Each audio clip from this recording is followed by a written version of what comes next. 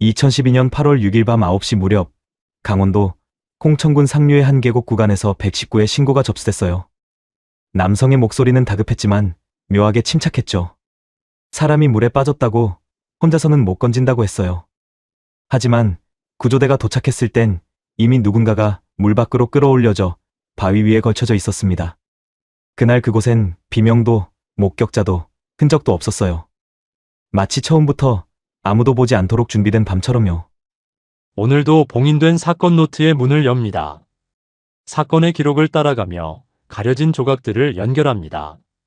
그날 무슨 일이 있었는지, 기록이 말하지 못한 진실을 지금부터 함께 확인하시죠. 구독과 좋아요, 알림 설정은 이 기록을 이어가는 힘이 됩니다. 사망자는 박미선이었어요. 44, 두 딸을 둔 여성이었죠.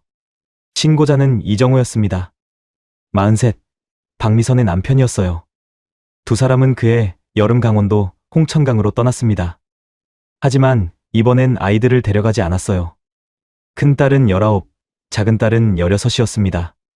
충분히 함께 갈 수 있는 나이였죠. 가족 휴가라고 해도 이상하지 않을 나이였어요. 그런데 남편이 말했습니다. 우리 둘만 가자고요. 오랜만에 부부끼리만 쉬고 싶다고 했죠. 아이들은 그 말을 받아들였어요. 엄마가 좋아 보였으니까요. 집에 남겨진 두 딸은 서로를 돌보기로 했습니다. 큰딸 할인이 동생을 챙기기로 했죠. 2012년 7월 27일 오전, 두 사람은 집을 나섰어요. 차 트렁크엔 텐트와 침낭, 간단한 식재료가 실렸습니다. 계획은 7박 8일이었어요. 홍천강 상류, 한적한 계곡 근처에서 일주일 정도 머물 예정이었죠. 날씨는 좋았습니다. 여름 햇살이 따갑게 내리쬐는 날이었어요. 출발하는 부부를 본 이웃은 나중에 말했습니다. 평범한 휴가 가는 모습이었다고요. 특별히 이상한 점은 없었다고 했죠. 두 사람은 홍천에 도착했어요. 강상류의 한 구간, 민박 몇 개가 있는 조용한 곳이었습니다. 텐트는 강가에서 조금 떨어진 평평한 자리에 쳤어요. 주변엔 나무가 있었고 계곡물 소리가 들렸죠. 첫날은 평온했습니다. 이틀째도 사흘째도 아무 일 없이 지나갔어요. 박미선은 딸들에게 가끔 문자를 보냈습니다. 여기 진짜 좋다고요. 공기도 좋고 물도 깨끗하다고 했어요. 하리는 답장을 보냈죠. 엄마 좋으면 더 쉬다 오라고요. 동생이랑 잘 지내고 있다고 했습니다. 8월 3일이 되었어요. 원래 돌아오기로 한 날이었죠. 그런데 박미선이 문자를 보냈습니다. 조금만 더 있다 갈게. 너무 좋아서 못 떠나겠다고 했어요. 하리는 괜찮다고 답했습니다. 천천히 쉬다 오시라고요. 일정이 늘어났어요. 8월 5일까지로요. 그런데 또 연락이 왔습니다. 6일에 간다고요.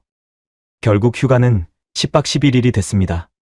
딸들은 묻지 않았어요. 엄마가 행복해 보였으니까요.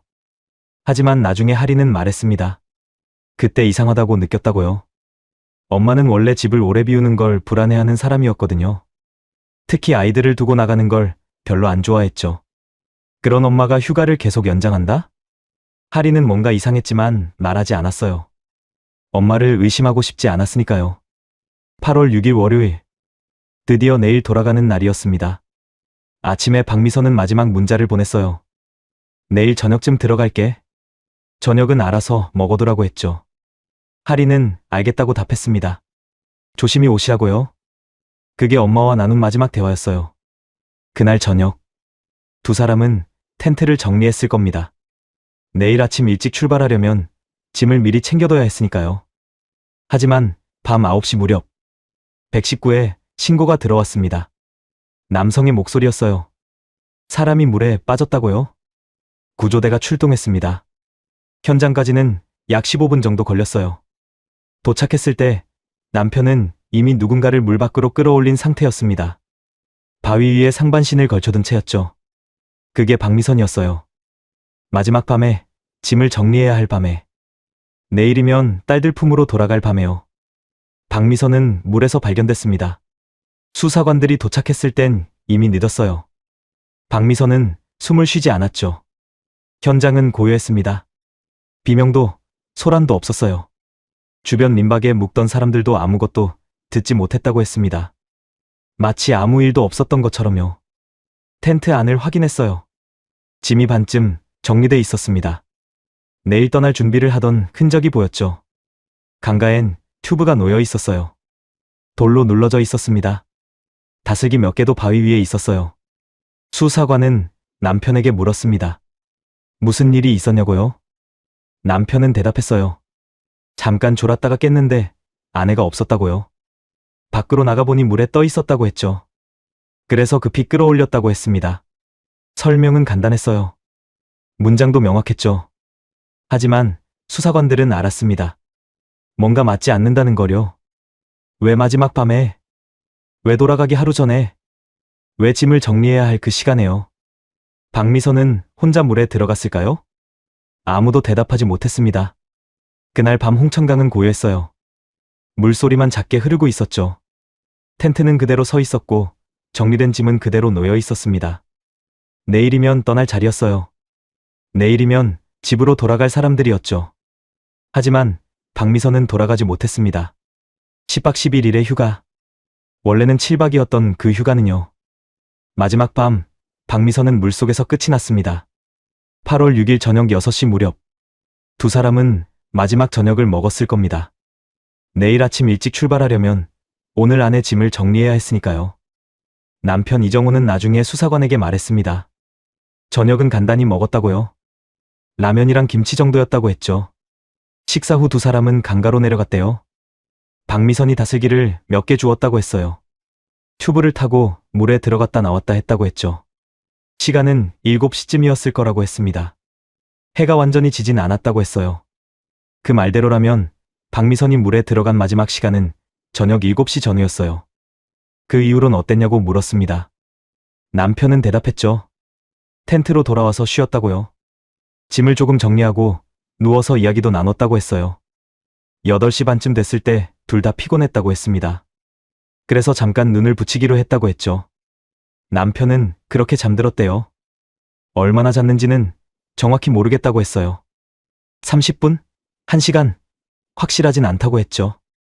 깼을 때 옆에 아내가 없었습니다. 처음엔 화장실 간 줄 알았다고 했어요.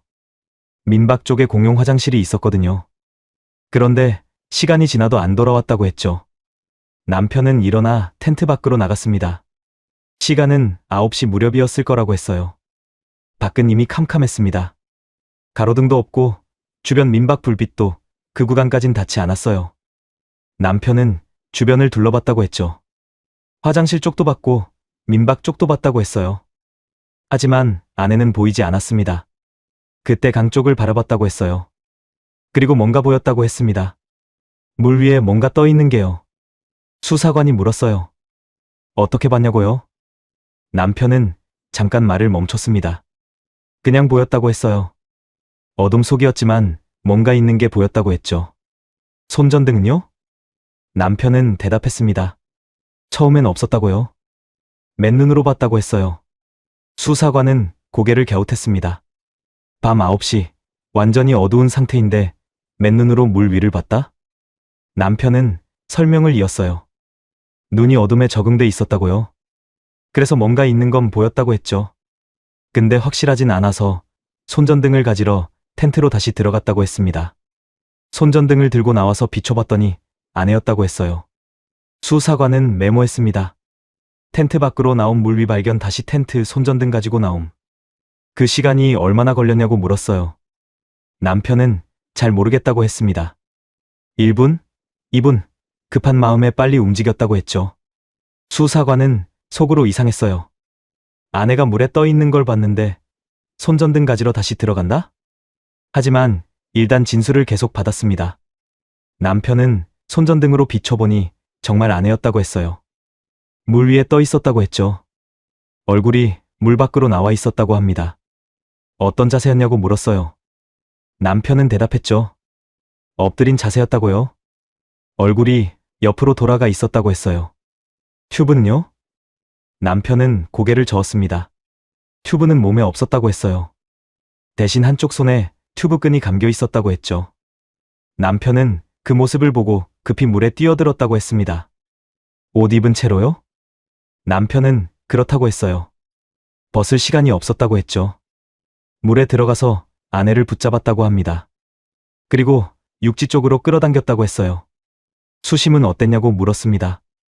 남편은 깊었다고 했어요. 자기 가슴 정도였다고 했죠. 무거웠냐고 물었어요. 남편은 무거웠다고 했습니다. 하지만 할 수 있었다고 했죠. 물이 얕은 쪽으로 끌고 가서 바위 위에 걸쳤다고 했어요. 완전히는 못 올렸고 상반신만 바위에 올렸다고 했습니다. 그리고 119에 신고했다고 했죠. 몇 시였냐고 물었어요. 남편은 9시 조금 넘었을 거라고 했습니다. 수사관은 진술을 정리했어요. 8시 반 취침, 9시 무렵껜, 아내 없음 발견, 밖으로 나가 탐색, 물 위에서 발견, 텐트로 들어가 손전등 가종, 다시 나와 확인, 물에 뛰어들어 구조, 119 신고. 흐름은 매끄러웠습니다. 문장도 정돈돼 있었죠. 하지만 현장을 아는 사람들은 한 가지를 먼저 물었어요. 그 시간에 정말 맨눈으로 물 위를 볼 수 있었냐고요. 현장 확인팀이 그날 밤 같은 시간에 다시 가봤습니다. 밤 9시 무렵이었어요. 텐트 자리에서 강 쪽을 바라봤죠. 아무것도 보이지 않았어요. 물이 어디서 시작되는지도 희미했습니다. 손전등을 켜고 비춰야 겨우 강가가 보였어요. 그 구간은 원래 그런 곳이었습니다. 낮엔 맑고 얕아 보이지만 밤엔 완전히 달랐어요. 수심도 문제였습니다. 얕아 보이다가 갑자기 푹 꺼지는 곳이 있었거든요. 성인 키를 넘는 깊이도 있었어요. 그런 곳에 박미선이 혼자 들어갔다? 그것도 밤에요? 게다가 남편 진술대로라면 박미선은 8시 반 이후에 나간 겁니다. 왜 그 시간에 나갔을까요? 남편에게 물었어요. 아내가 평소에도 밤에 혼자 물에 들어가는 편이었냐고요? 남편은 고개를 저었습니다. 아니라고요. 아내는 물을 무서워했다고 했어요. 깊은 데는 튜브 없이 절대 안 들어갔다고 했죠. 그럼 왜 그날 밤엔 들어갔을 것 같냐고 물었습니다. 남편은 대답하지 못했어요. 모르겠다고만 했죠. 수사관은 진술서를 다시 읽었습니다. 매끈했어요. 문장도 깔끔했고 흐름도 자연스러웠죠. 하지만 결정적인 부분이 비어 있었습니다. 어떻게 봤는지가 없었어요. 어둠 속에서 물 위의 사람을 바로 알아봤다. 그냥 보였다. 눈이 적응돼 있었다. 설명은 있지만 납득은 되지 않았어요. 그리고 또 하나. 박미선이 왜 그 시간에 나갔는지에 대한 설명도 없었습니다. 남편은 모른다고만 했죠. 수사관은 기록 끝에 한 줄을 남겼어요. 진술 내용, 현장 조건과 불일치. 발견 과정 재확인 필요. 8월 7일 오전. 박미선의 시신은 검안을 거쳤습니다. 외상은 크게 보이지 않았어요. 물에 빠진 흔적이 있었고 폐에서 물 흡입 소견이 나왔죠. 초기 판단은 익사였습니다. 현장 상황도 단순해 보였어요. 홍천강은 원래 여름마다 사고가 나는 곳이었거든요. 수심을 잘못 판단해서 빠지는 경우가 많았죠. 다슬기, 채취 흔적도 있었습니다. 강가 바위에 다슬기 몇 개가 놓여 있었어요. 저녁에 물놀이 하다가 다슬기도 죽고 그러다 사고가 난 것처럼 보였죠. 수사팀은 남편의 진술을 확인했습니다. 의심스러운 부분이 없진 않았어요. 어둠 속에서 어떻게 봤는지, 왜 그 시간에 물에 들어갔는지. 하지만 결정적인 증거는 없었습니다. 부부 사이도 나빠 보이지 않았어요. 휴가를 연장할 만큼 좋은 분위기였다고 했죠. 주변 증언도 특별한 게 없었습니다. 민박 주인은 두 사람이 사이좋아 보였다고 했어요. 싸우는 소리도 못 들었다고 했죠. 그렇게 사건은 정리되는 분위기였습니다. 휴가 중 안타까운 사고. 물을 무서워하던 사람이 밤에 실수로 깊은 곳에 빠진 사고요. 8월 7일 오후. 시신은 가족에게 인계됐어요. 큰딸 할인과 작은딸이 왔습니다. 아버지 이정호도 함께였죠. 할인은 엄마를 봤어요. 차갑게 식은 얼굴이었습니다. 아무 말도 하지 않았어요. 그냥 한참을 서 있었죠. 장례는 빠르게 진행됐습니다. 시신을 빨리 처리해야 한다는 말이 나왔어요. 여름이라 더웠거든요. 8월 8일. 장례식장이 정해졌습니다. 조문객들이 오기 시작했어요. 친척들, 이웃들, 아는 사람들이 왔죠. 다들 같은 말을 했습니다. 안타깝다고요. 휴가 가서 이런 일을 당하다니 억울하다고요. 남편 이정호는 상주로 앉아 있었어요. 표정은 지쳐 보였고 말수도 적었죠. 하리는 조용했습니다. 동생 옆에 앉아서 조문객들에게 고개만 숙였어요. 밤이 되었습니다. 8월 9일 새벽. 하리는 잠을 못 잤어요. 계속 생각났거든요. 엄마가 보낸 마지막 문자가요. 내 저녁쯤 들어갈게. 그 문자를 받았을 때 하리는 이상하다고 느꼈었어요. 엄마는 원래 집을 오래 비우는 걸 불안해했거든요. 아이들 걱정을 많이 하는 사람이었죠. 그런데 휴가를 계속 연장했어요. 7박이 10박이 되고 또 하루가 늘어났죠. 왜 그랬을까요? 하리는 아빠를 봤습니다. 아빠는 슬퍼 보였어요. 하지만 뭔가 이상했어요. 눈물이 없었거든요. 8월 9일 오전. 화장 일정이 잡혔습니다. 오후 2시였어요. 몇 시간 후면 엄마는 제가 될 예정이었죠. 조문객들이 마지막 인사를 했습니다. 관 앞에 서서 절을 하고 돌아갔어요. 시간이 흘렀습니다. 오후 1시. 관을 닫을 준비를 했어요. 직원이 다가왔습니다. 이제 출발해야 한다고 했죠. 그때였어요. 할인이 일어났습니다. 장례식장 한쪽에서 조용히 일어나 직원에게 다가갔어요. 사람들이 할인을 봤습니다. 할인은 떨리는 목소리로 말했어요. 부검해주세요. 직원이 놀랐습니다. 뭐라고요? 할인은 다시 말했죠. 제발, 그냥 이렇게 끝내면 안 돼요. 부검이 필요해요. 주변이 술렁였습니다. 친척들이 다가왔어요. 무슨 소리냐고, 왜 그러냐고 물었죠. 할인은 대답했습니다. 엄마는 사고가 아니에요. 뭔가 이상해요. 친척들이 말했어요. 지금 무슨 말을 하는 거냐고요. 경찰이 사고라고 했다고요. 할인은 고개를 저었습니다. 엄마는 물을 무서워했어요. 밤에 혼자 깊은데 절대 안 들어갔어요. 그리고 휴가도 이상했어요. 엄마가 그렇게 오래 집을 비울 사람이 아니거든요. 친척들이 할인을 말렸습니다. 지금 너무 슬퍼서 그런 거라고요. 엄마를 보내기 싫어서 그런 거라고요. 하지만 할인은 물러서지 않았어요. 아빠에게 물어봐야 해요. 왜 그날 밤에 엄마가 물에 들어갔는지요? 어떻게 어둠 속에서 엄마를 봤는지요? 남편 이정호가 일어났습니다. 할인을 봤어요. 할인아, 너무 힘들지? 아빠도 힘들어. 하지만 이제 엄마를 보내줘야 해. 할인은 아빠를 봤습니다. 눈물이 없는 아빠의 얼굴을요. 할인은 흔들리지 않았어요. 싫어요. 부검하기 전엔 못 보내요. 장례식장이 조용해졌습니다. 19살 딸이 관 앞을 막아선 거예요. 친척들이 설득했습니다. 직원도 난감해했죠. 하지만 할인은 움직이지 않았어요. 결국 경찰에 연락이 갔습니다. 오후 2시가 지났어요. 화장 일정이 미뤄졌습니다. 수사팀이 다시 왔어요. 할인에게 물었죠. 왜 부검을 원하냐고요? 할인은 대답했습니다. 엄마는 사고로 죽지 않았어요. 확인해주세요. 무엇을 확인하냐고 물었어요. 할인은 말했습니다. 엄마 몸에 다른 흔적이 있는지요? 누가 엄마를 밀었는지요? 수사관이 물었어요.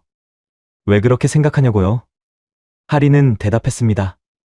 엄마가 몇 달 전에 저한테 말했어요. 아빠가 자기를 죽이려 한 것 같다고요. 장례식장이 다시 술렁였습니다. 남편이 소리쳤어요. 무슨 소리냐고요? 할인은 아빠를 봤습니다.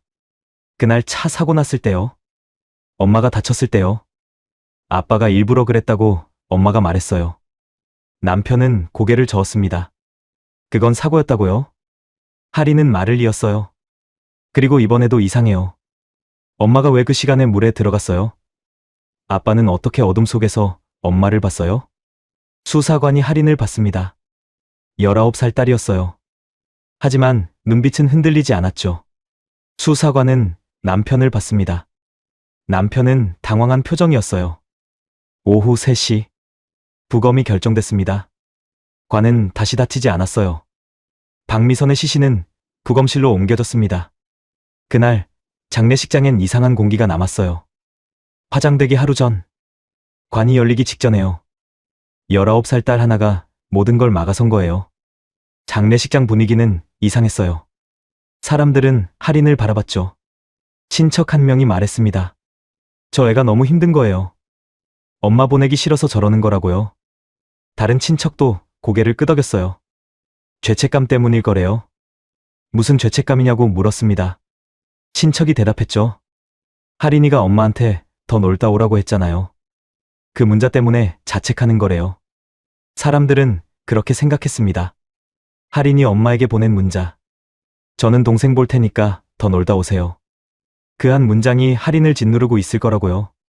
만약 그 문자를 안 보냈다면, 만약 엄마가 예정대로 돌아왔다면 이런 일이 없었을 거라고요. 그래서 할인이 부검을 요구한 거라고 사람들은 믿었어요. 엄마가 사고로 죽었다는 걸 받아들이기 싫어서, 자기 탓이 아니라고 믿고 싶어서요. 친척들은 할인을 안쓰럽게 봤습니다. 한 이모가 할인에게 다가왔어요. 할인아, 내 잘못 아니야? 엄마도 그렇게 생각 안 하실 거야. 할인은 대답하지 않았습니다. 다른 삼촌도 말했죠. 지금은 힘들겠지만 시간이 지나면 괜찮아질 거야. 엄마를 편히 보내드려야지. 할인은 고개를 저었어요. 아니에요. 사람들이 할인을 봤습니다. 할인은 조용히 말했어요. 제가 죄책감 때문에 이러는 거 아니에요. 그럼 왜 그러냐고 물었습니다. 할인은 대답했죠. 엄마는 사고로 죽지 않았어요. 친척들이 한숨을 쉬었습니다. 또 그 소리냐는 표정이었죠. 할인은 말을 이었어요. 여러분은 엄마를 잘 몰라요. 뭘 모르냐고 물었어요. 할인은 대답했습니다. 엄마는 물을 무서워했어요. 정말 많이요. 사람들은 고개를 갸웃했습니다. 할인이 설명했어요. 엄마는 어렸을 때 물에 빠진 적이 있대요. 그때부터 물이 무서웠대요. 수영장도 싫어했어요. 깊은 욕조도 싫어했죠. 바다가도 발목까지만 들어갔어요. 파도가 오면 바로 나왔고요. 친척 하나가 말했습니다. 그래도 튜브 있으면 괜찮았을 거 아니야? 할인은 고개를 저었어요. 튜브 있어도 깊은 데는 안 갔어요. 항상 발이 닿는 데까지만 들어갔어요. 제가 어렸을 때 엄마랑 계곡 간 적 있었어요. 저는 튜브 타고 깊은 데 가고 싶었는데 엄마는 절대 안 된다고 했어요. 위험하다고, 깊은 데는 무섭다고요. 할인의 목소리가 떨렸습니다. 그런 엄마가요. 밤에 혼자 깊은 데로 들어갔다고요? 말이 안 돼요. 친척들은 잠시 말이 없었습니다. 한 삼촌이 조심스럽게 물었어요. 그래도 실수할 수도 있잖아. 어두워서 깊은 줄 모르고 들어갔을 수도 있고. 할인은 고개를 저었습니다. 엄마는 그 강에서 10일을 있었어요. 어디가 깊은지 다 알았을 거예요. 그리고 밤엔 절대 물에 안 들어갔어요. 낮에도 무서워했는데 밤엔 더 무서워했을 거예요. 사람들은 할인을 봤습니다. 19살 딸의 얼굴은 창백했지만 눈빛만큼은 흔들리지 않았어요. 할인이 말을 이었습니다. 그리고 아빠 말도 이상해요. 무슨 말이 이상하냐고 물었어요. 할인은 대답했죠. 아빠는 어둠 속에서 엄마를 봤다고 했어요. 손전등도 없이요. 그게 가능해요? 친척들은 대답하지 못했습니다. 할인은 계속 말했어요. 저 홍천강 그 자리 가봤어요. 오늘 아침에요. 밤이랑 낮이 완전히 달라요. 밤엔 정말 아무것도 안 보여요. 텐트에서 강까지 나무랑 풀도 있고 그걸 맨눈으로 봤다는 게 말이 안 돼요. 사람들이 술렁였습니다. 할인은 멈추지 않았어요. 그리고 아빠가 예전에도 엄마를 위험하게 만든 적 있어요. 친척들이 놀랐습니다. 무슨 소리냐고 물었죠. 할인은 대답했습니다. 차 사고요. 올해 초에 있었던 차 사고요. 사람들은 기억했어요. 그때 박미선이 다쳤었죠. 갈비뼈가 부러지고 팔도 다쳤었어요. 병원에 일주일 입원했었습니다. 할인이 말했어요. 그날 저희 가족이 차 타고 가고 있었어요. 아빠가 운전하고 엄마가 조수석에 앉았고 저랑 동생은 뒷자리에 있었어요. 길은 평범한 직선도로였어요. 장애물도 없었고 차도 별로 없었어요. 근데 갑자기 운전대가 확 꺾였어요. 친척들이 할인을 봤습니다. 할인은 계속 말했죠. 중앙선을 넘어서 반대편으로 갔어요. 다행히 마주오는 차가 없어서 큰 사고는 안 났는데요. 차가 가드레일에 부딪혔어요. 엄마가 제일 많이 다쳤어요. 조수석이 심하게 찌그러졌거든요. 병원에서 엄마가 저한테 물었어요. 그때 뭐 봤냐고요? 제가 말했죠. 갑자기 운전대가 꺾이는 게 보였다고요. 엄마 표정이 이상했어요. 삼촌 하나가 물었습니다. 그게 왜 이상한 거야? 하리는 대답했어요. 아빠는 졸았다고 했거든요. 깜빡 졸아서 사고가 났다고요. 근데 저는 봤어요. 아빠는 안 졸았어요. 눈을 뜨고 있었어요. 그리고 운전대를 확 꺾는 게 보였어요. 장례식장이 조용해졌습니다. 하린의 목소리가 떨렸어요. 엄마가 그날 밤 저한테 말했어요. 병실에서 둘이 있을 때요. 뭐라고 했냐고 친척이 물었습니다. 하린은 대답했죠. 엄마가 그랬어요. 그 사람이 나를 죽이려 했던 것 같아. 친척들이 숨을 멈췄습니다. 하린은 눈물을 흘리며 말했어요. 처음엔 저도 안 믿었어요. 아빠가 왜 엄마를 죽여요? 그냥 엄마가 다쳐서 힘들어서 그런 말 한 거라고 생각했어요. 근데 이번엔요. 하린은 고개를 들었습니다. 이번엔 정말 엄마가 죽었어요. 똑같이 이상한 상황에서요. 제가 아무것도 안 하면 진짜로 아무도 모르고 끝나요. 그래서 부검을 요구한 거예요. 죄책감 때문이 아니에요. 두려움 때문이에요. 무슨 두려움이냐고 물었습니다. 하린은 대답했죠. 엄마 말이 진짜였을까 봐요. 아빠가 정말 엄마를 죽인 거라면 그냥 사고로 묻히는 게 너무 무서워요. 장례식장은 고요했습니다. 19살 딸의 목소리만 남았어요. 저는 엄마를 보내기 싫어서 이러는 게 아니에요. 엄마가 어떻게 죽었는지 알고 싶어서요. 친척들은 아무 말도 못했습니다. 수사관이 장례식장에 도착했어요. 하린을 따로 불러 이야기를 들었습니다. 하린은 차분하게 설명했어요. 엄마는 원래 물에 겁이 많았다고요. 튜브 없이 깊은 데로 절대 들어가지 않았다고요. 그리고 아빠가 예전에도 엄마를 위험하게 만든 적이 있다고요. 수사관은 메모했습니다. 차 사고 기록을 확인하겠다고 했어요. 그리고 부검 결과를 기다려보자고 했죠. 하린은 고개를 끄덕였습니다. 장례식장 밖으로 나왔을 때 하린은 하늘을 봤어요. 8월의 하늘은 맑았습니다. 하지만 하린의 마음은 무거웠죠. 만약 자기 생각이 틀렸다면, 만약 정말 사고였다면, 하린은 아빠를 의심한 나쁜 딸이 되는 거예요. 하지만 만약 맞다면, 엄마는 그냥 물에 빠져 죽은 게 아니라 누군가에게 밀려서 죽은 거예요. 하린은 눈을 감았습니다. 엄마가 했던 말이 귓가에 맴돌았어요. 그 사람이 나를 죽이려 했던 것 같아. 그 문장이요. 하린을 여기까지 오게 만든 거예요. 8월 10일 오전. 부검이 시작됐습니다. 국립과학수사연구원이었어요. 법의학자가 집도했죠. 하린은 밖에서 기다렸습니다. 동생과 함께요. 시간이 천천히 흘렀어요. 오전 10시에 시작해서 오후 2시가 됐습니다. 4시간이 지났죠. 하린은 복도 의자에 앉아 있었어요. 손을 꼭 쥐고요. 동생이 물었습니다. 언니, 정말 괜찮을까? 하린은 대답하지 못했어요. 만약 부검 결과가 단순 익사로 나오면요. 하린은 아빠를 의심한 나쁜 딸이 되는 거였으니까요. 오후 3시. 부검이 끝났습니다. 법의학자가 나왔어요. 수사관들이 모였습니다. 하린도 일어섰죠. 법의학자가 말했습니다. 사인은 익사입니다. 하린의 가슴이 철렁했어요. 법의학자가 말을 이었습니다. 폐에서 물 흡입과 관련된 소견이 명확합니다. 기도와 폐포의 물이 확인됐고요. 익사의 전형적인 양상입니다. 수사관이 물었어요. 그럼 사고인가요? 법의학자는 잠시 멈췄습니다. 그게 전부가 아닙니다. 사람들이 법의학자를 봤어요. 법의학자가 설명을 이었습니다. 익사가 맞긴 한데요. 익사만으로 설명되지 않는 흔적들이 있습니다. 무슨 흔적이냐고 물었어요. 법의학자는 부검 소견서를 펼쳤습니다. 첫째, 목 부위에 외력 흔적이 있습니다. 수사관들이 긴장했어요. 법의학자가 계속 설명했죠. 갑상연골 주변에 압박 흔적이 관찰됩니다. 손가락으로 누른 것 같은 형태예요. 목을 조른 건가요? 법의학자는 고개를 저었습니다. 완전히 조른 건 아닙니다. 하지만 강한 압박이 있었던 건 확실해요. 얼마나 강한 압박이냐고 물었어요. 법의학자가 대답했습니다. 성인 남성이 양손으로 목을 눌렀을 정도의 힘입니다. 둘째요. 법의학자가 사진을 보여줬어요. 얼굴에 점상 출혈이 있습니다. 점상 출혈이 뭐냐고 물었어요. 법의학자가 설명했습니다. 눈 주변과 얼굴 피부에 작은 점 같은 출혈이 생긴 거예요. 의학 용어로는 우열점이라고 합니다. 왜 생기냐고 물었죠. 법의학자가 대답했습니다. 목이나 얼굴 쪽 혈류가 갑자기 막힐 때 생겨요. 압박이 있었다는 증거입니다. 셋째요. 법의학자가 다른 페이지를 넘겼습니다.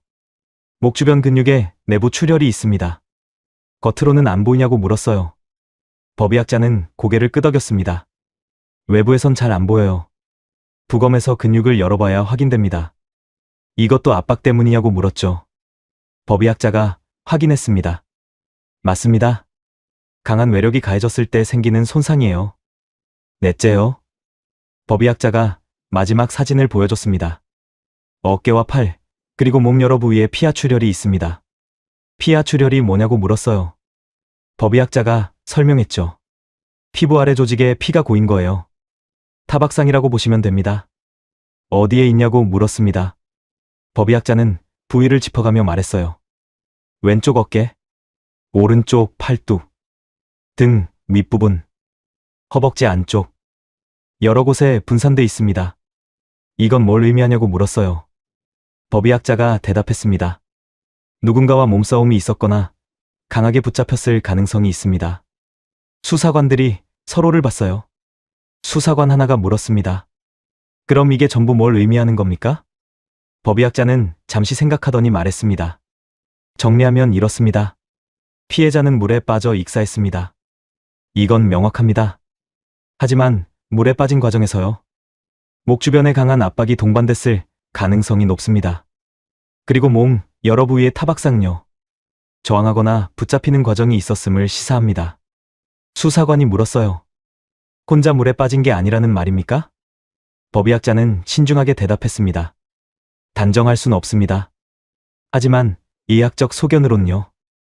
물에 빠지기 전이나 빠지는 과정에서요. 누군가의 외력이 작용했을 가능성을 배제할 수 없습니다. 복도가 조용해졌습니다. 하리는 그 말을 들었어요. 눈물이 났습니다. 자기가 맞았어요. 엄마는 혼자 물에 빠진 게 아니었어요. 누군가 엄마를 밀었어요. 누군가 엄마 목을 눌렀어요. 수사관이 다시 물었습니다. 약물 반응은 어떻습니까? 법의학자가 대답했죠. 없습니다. 혈액과 소변에서 약물이나 알코올은 검출되지 않았습니다. 그럼 의식이 있는 상태였다는 건가요? 법의학자는 고개를 끄덕였습니다. 네, 의식이 있었을 겁니다.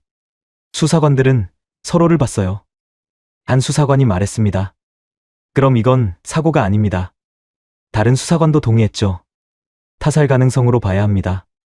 수사팀장이 결정했어요. 이 사건은 재수사합니다. 남편을 다시 조사하겠습니다. 8월 10일 오후 4시. 사건의 방향이 바뀌었습니다. 단순 익사 사고에서요. 타살 가능성 사건으로요. 하리는 복도에 주저앉았어요. 동생이 언니를 붙잡았습니다. 하리는 물었어요. 엄마, 미안해요. 늦어서 미안해요. 하지만 이제 알았어요. 엄마가 어떻게 죽었는지요. 부검실 문이 닫혀 있었습니다. 그 안에 엄마가 있었어요. 차갑게 누워있을 엄마요. 하지만 엄마는 이제 말할 수 있었습니다. 몸에 남은 흔적으로요. 목의 압박 흔적, 얼굴의 점상 출혈, 근육의 내부 출혈, 몸의 타박상, 모든 게 말하고 있었어요. 엄마는 혼자 죽지 않았다고요. 누군가 엄마를 죽였다고요. 수사관들이 움직이기 시작했습니다. 남편 이정호를 다시 불러야 했어요. 이번엔 참고인이 아니라 피의자로요. 8월 10일 저녁. 이정호에게 연락이 갔습니다. 내일 출석하라고요. 이정호는 전화를 받고 잠시 말이 없었대요. 그리고 알겠다고 대답했답니다. 목소리는 떨리지 않았다고 해요. 하지만 수화기 너머로요. 긴 침묵이 흘렀다고 합니다. 그날 밤 하리는 집에 돌아왔어요. 엄마 방에 들어가 앉았습니다. 엄마가 입던 옷을 만졌어요. 엄마 냄새가 났습니다. 하리는 그 옷을 안고 울었어요. 엄마, 이제 괜찮아요. 제가 끝까지 할게요. 창밖엔 별이 떠 있었습니다.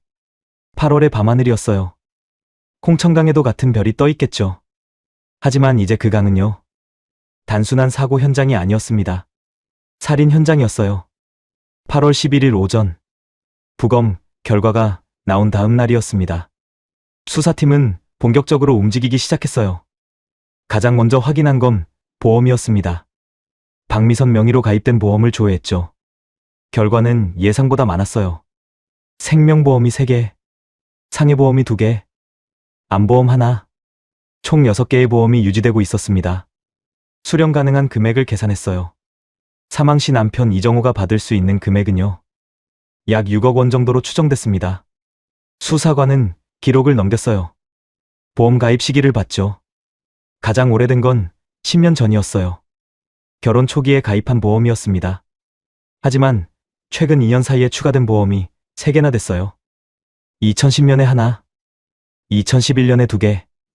박미선이 사망한 건 2012년 8월이었죠. 수사관은 보험 수익자를 확인했습니다. 전부 남편 이정호였어요. 다음으로 확인한 건 가정경제 상황이었습니다. 이정호 부부는 몇 년 전까지 작은 가게를 운영했어요. 분식집이었죠. 하지만 2년 전에 정리했습니다. 이유는 장사가 안 됐기 때문이었어요. 가게를 정리한 후 이정호는 일용직으로 일했습니다. 건설 현장이나 배송 일을 했죠. 수입은 불안정했어요. 한 달에 150만 원에서 200만 원 정도였습니다. 박미선은 집에서 아이들을 돌봤어요. 큰딸이 고등학생, 작은 딸은 중학생이었죠. 별도 수입은 없었습니다. 그런데 매달 나가는 보험료는요. 수사관이 계산했어요. 월 보험료 합계가 약 50만 원이었습니다. 한 달 수입이 150만 원에서 200만 원인데 보험료로 50만 원이 나간다? 생활비, 집세, 공과금, 식비를 빼면요. 거의 남는 게 없는 수준이었어요.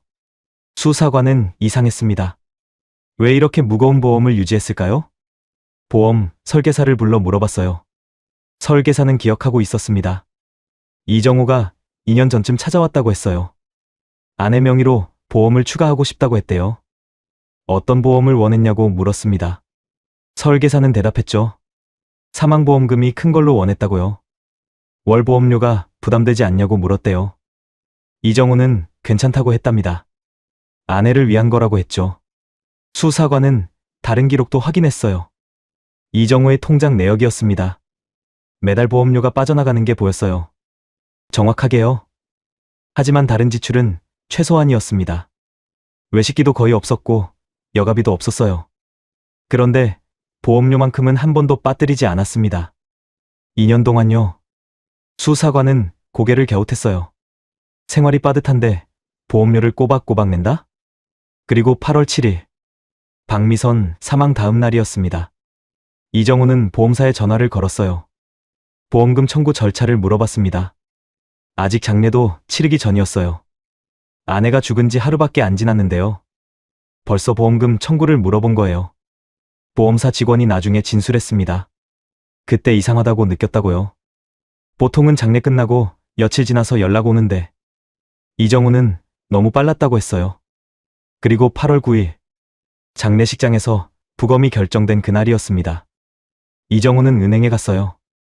자기 명의 예금 일부를 큰딸 할인 명의로 옮겼습니다. 금액은 약 800만 원이었어요. 왜 옮겼는지 은행 직원에게 물어봤대요. 이정호는 대답했답니다. 딸 학비로 쓰려고 미리 옮겨둔다고요. 하지만 수사관이 보기엔 이상했어요. 부검이 결정된 바로 그날, 수사가 본격화될 가능성이 생긴 그날이요. 자산을 딸 명의로 옮긴 거예요. 수사관은 이정호의 다른 자산도 확인했습니다. 부동산은 없었어요. 집도 전세였죠.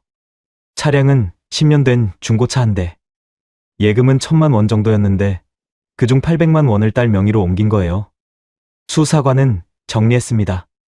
경제적으로 넉넉하지 않은 상황. 그런데 월 50만 원의 보험료를 2년간 유지. 총보험금 약 6억 원. 사망 다음 날 보험금 청구 문의. 부검 결정일에 자산 이동.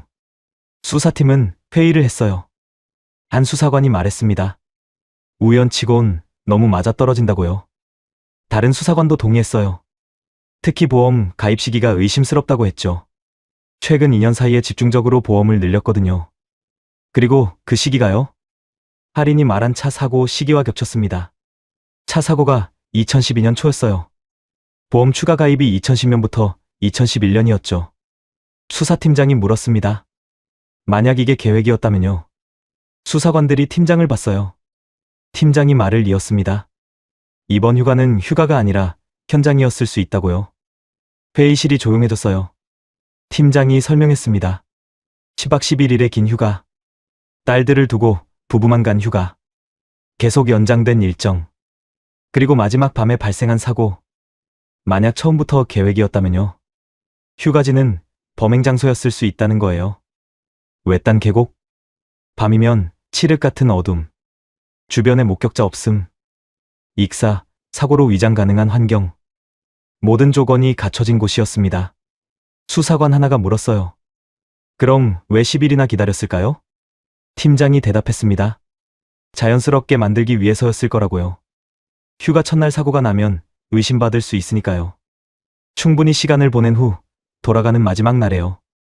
그렇게 하면 정말 불운한 사고처럼 보이니까요.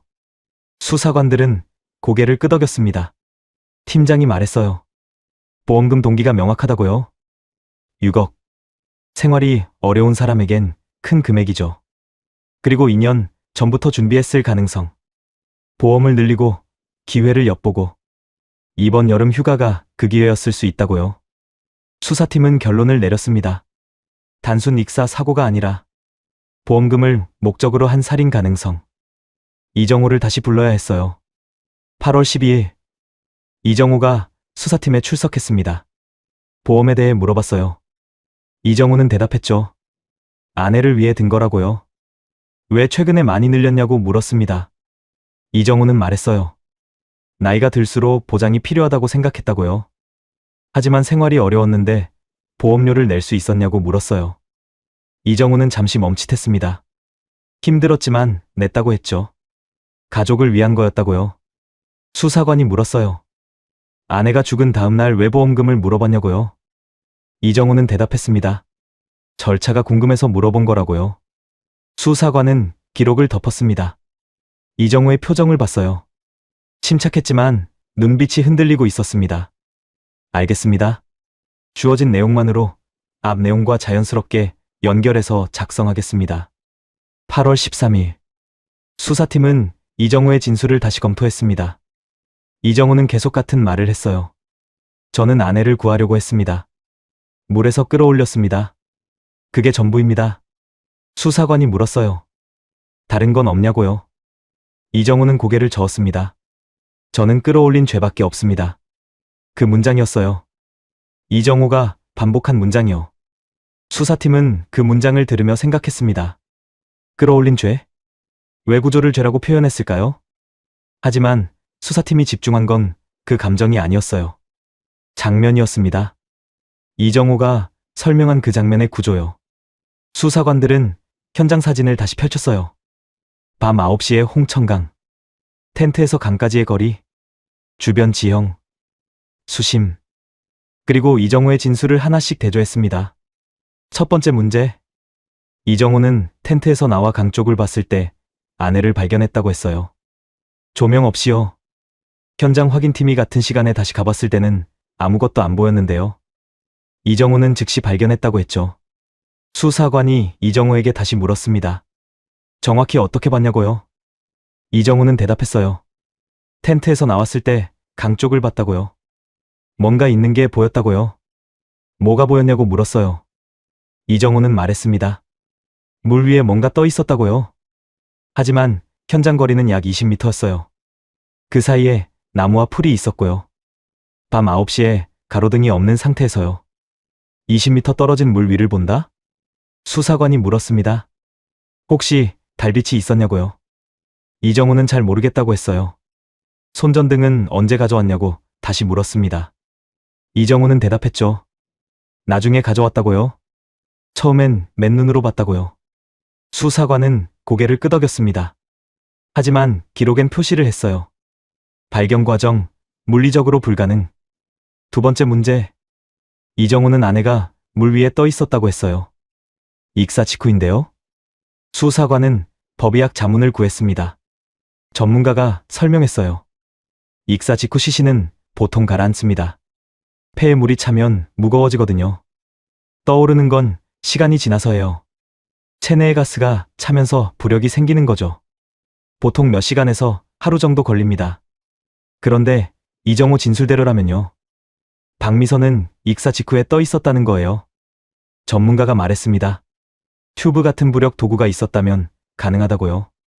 하지만 현장에서 박미선은 튜브를 착용하지 않았어요.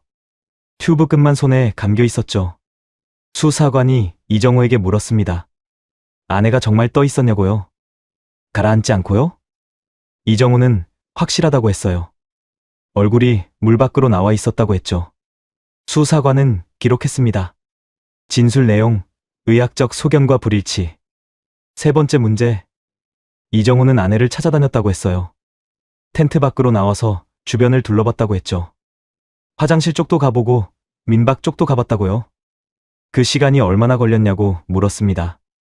이정호는 잘 모르겠다고 했어요. 5분, 10분, 확실하진 않다고 했죠. 수사관은 현장 거리를 다시 확인했습니다. 텐트에서 화장실까지는 약 50m, 민박까지는 약 80m였어요. 밤에 그 거리를 왔다 갔다 하려면요.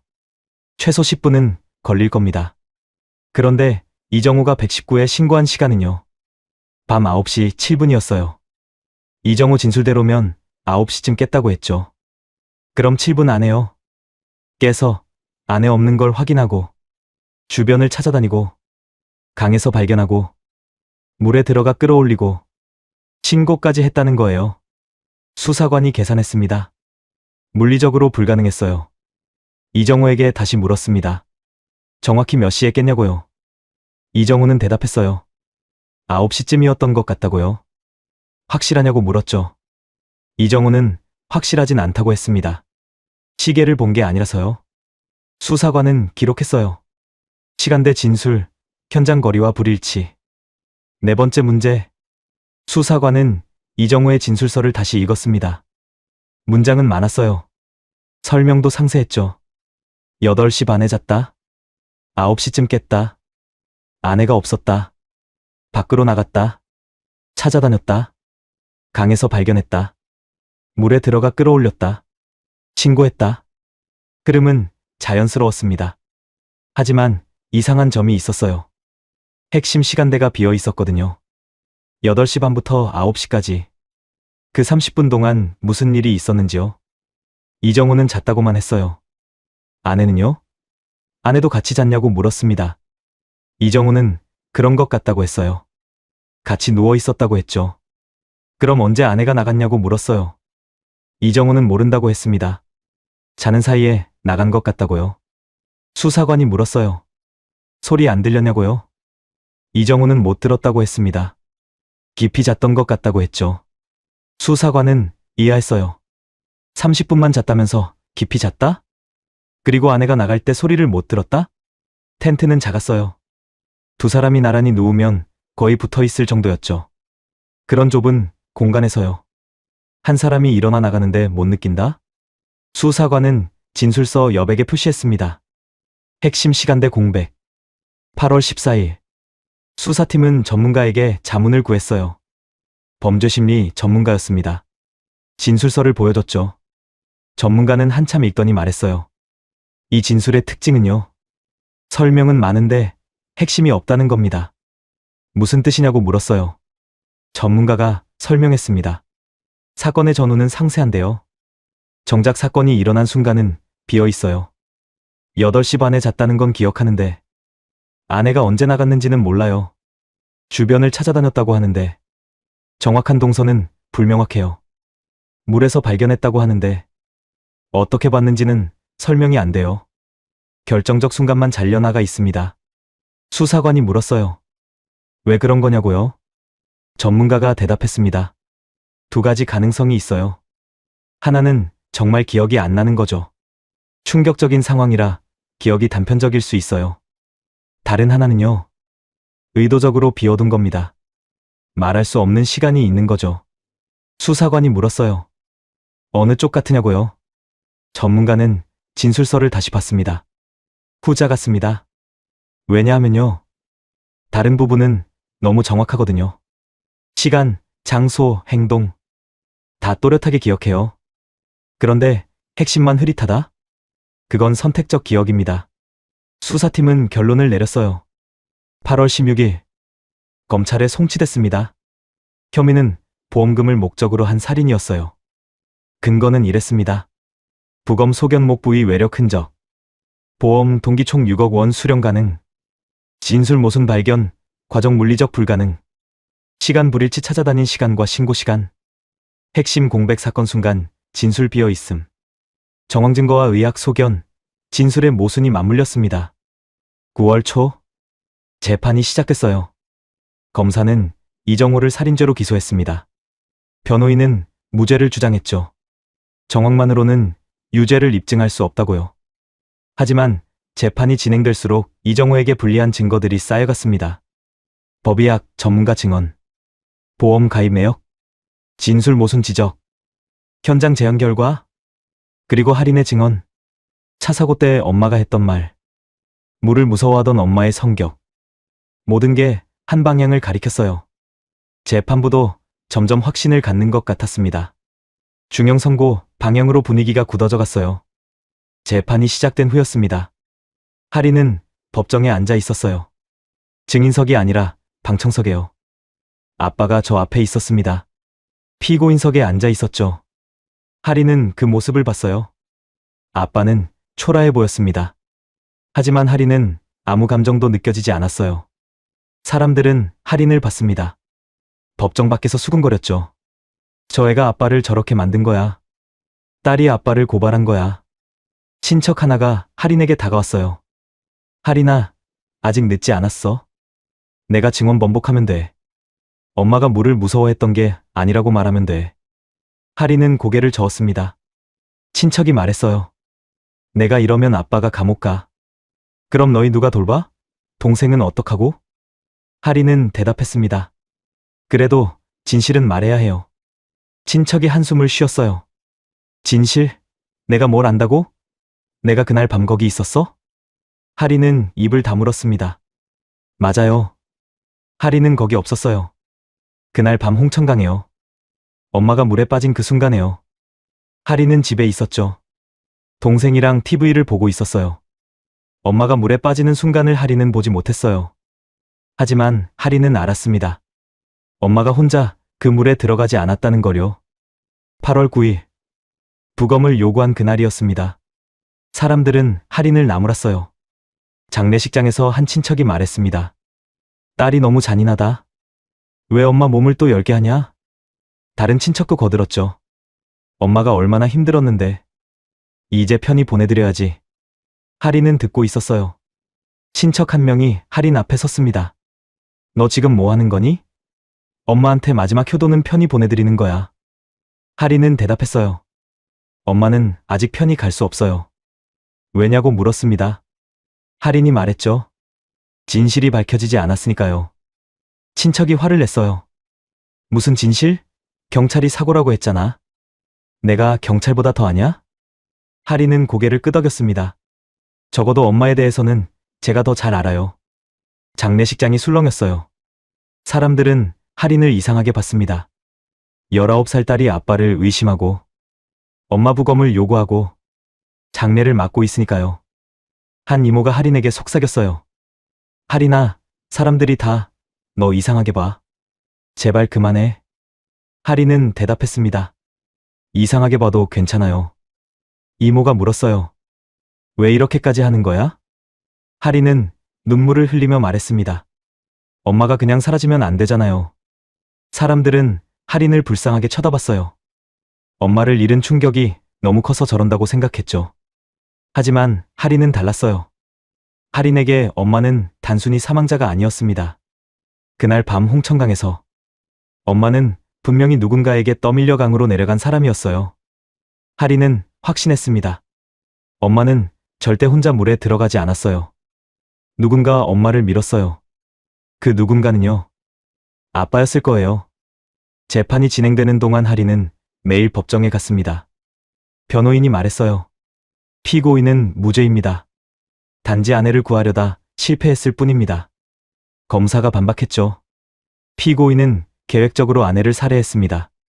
보험금을 목적으로요. 할인은 그 말들을 들었어요. 동생은 집에 있었습니다.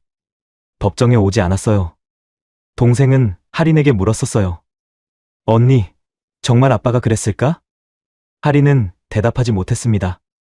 확실한 증거는 없었으니까요. 하지만 할인은 믿었어요. 엄마가 했던 그 말을요. 그 사람이 나를 죽이려 했던 것 같아.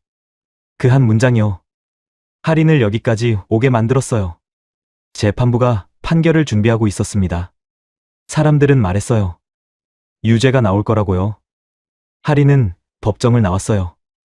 밖은 가을이었습니다. 9월 말이었죠. 2달 전 엄마는 살아 있었어요. 홍천강에서 휴가를 보내고 있었죠. 할인은 생각했습니다. 저는 동생 볼 테니까 더 놀다 오세요. 만약 자기가 그 문자를 안 보냈다면, 그 문자만 없었다면요. 엄마는 예정대로 돌아왔을까요? 그래도 같은 일이 일어났을까요? 할인은 알 수 없었습니다. 다만 하나는 확실했습니다. 엄마를 그냥 보낼 수는 없다는 사실이요. 사고로 묻히게 할 수는 없었다는 사실이요. 할인은 버스를 탔어요. 집으로 가는 길이었습니다. 창밖을 봤죠. 강이 보였어요. 서울을 가로지르는 한강이었습니다. 할인은 생각했어요. 홍천강도 지금쯤 흐르고 있겠죠. 여름이 지나고 가을이 왔지만요. 그 강은 여전히 흐르고 있을 거예요. 사람들도 여전히 그곳에 가겠죠. 여름이면 휴가를 가고, 텐트를 치고, 물에서 놀 거예요. 하지만 할인에게 그 강은 휴가지가 아니었습니다. 진실을 꺼내지 않으면 영원히 묻히는 곳이었어요. 엄마가 마지막으로 있었던 곳, 엄마가 사라진 곳, 엄마가 밀려 내려간 곳. 할인은 눈을 감았습니다. 엄마 얼굴이 떠올랐어요. 살아있을 때 엄마는 자주 웃었습니다. 할인이랑 동생을 보면서 행복해 하셨죠. 하지만 가끔 슬픈 표정을 지을 때가 있었어요. 할인이 물었었죠. 엄마 왜 그래? 엄마는 아니라고 했어요. 그냥 피곤해서 그래? 하지만 지금 생각해보면요. 엄마는 알고 있었을지도 몰라요. 언젠가 자기에게 이런 일이 올 거라는 거요. 할인은 버스에서 내렸습니다. 집 앞이었어요. 동생이 문을 열어줬습니다. 언니 왔어? 할인은 고개를 끄덕였어요. 동생이 물었습니다. 오늘 재판 어땠어? 할인은 대답했죠. 곧 판결 나올 것 같아. 동생이 조용히 말했어요. 언니가 한 게 맞는 거지? 할인은 동생을 봤습니다. 16살 동생도 많이 힘들었을 거예요. 엄마를 잃고 아빠가 재판받는 걸 보고 할인이 말했습니다. 응, 맞는 거야. 동생이 물었어요. 엄마는 편히 쉴 수 있을까? 할인은 대답했습니다. 이제는 쉴 수 있을 거야. 밤이 되었습니다. 할인은 엄마 방에 들어갔어요. 엄마 옷이 그대로 있었습니다. 엄마 화장품도 그대로였죠. 할인은 엄마 서랍을 열었어요. 일기장이 있었습니다. 펼쳐봤죠. 마지막 페이지였어요. 2012년 7월 26일. 내일 홍천강으로 휴가를 간다. 남편이 둘이서만 가자고 했다. 아이들은 집에 두고 가자고 하는데 나는 조금 불안하다. 하지만 거절할 수가 없었다. 할인은 그 글을 읽었습니다. 엄마는 알고 있었어요. 뭔가 이상하다는 거요. 하지만 갔습니다. 왜 갔을까요? 할인은 알 수 없었어요. 다만 엄마를 위해 할 수 있는 건요. 진실을 밝히는 것뿐이었습니다. 그리고 할인은 해냈어요. 끝까지 버텼습니다. 엄마를 그냥 보내지 않았어요. 홍천강은 오늘도 흐릅니다. 하지만 그곳엔 이제 흔적이 남았어요. 한 여성이 사라진 곳, 한 딸이 진실을 꺼낸 곳. 그 강은 이제 단순한 휴가지가 아니었습니다. 2012년 겨울, 이정호에게 징역 15년이 선고됐습니다. 할인은 그날도 법정에 있었어요. 판결문이 읽히는 동안 할인은 엄마가 했던 그 한 문장을 떠올렸습니다. 그 사람이 나를 죽이려 했던 것 같아. 홍천강은 여전히 흐르고 여름이면 사람들은 그곳으로 갑니다. 하지만 어떤 가족에게 그 강은 진실을 꺼내지 않으면 영원히 묻힐 뻔한 그런 슬픔이 흐르는 곳으로 기억될 뿐이었습니다. 오늘의 사건, 당신은 어떻게 보셨습니까? 사건의 기록을 따라가며 가려진 조각들을 연결합니다. 그날 무슨 일이 있었는지 구독과 좋아요, 알림 설정은 이 기록을 이어가는 힘이 됩니다. 구독과 좋아요 꼭 눌러주세요. 잊혀진 이름들, 사라진 진실, 그날의 흔적들. 봉인된 사건 노트에서 흔적을 찾아드리겠습니다. 지금까지 봉인된 사건 노트였습니다. 시청해주셔서 감사합니다.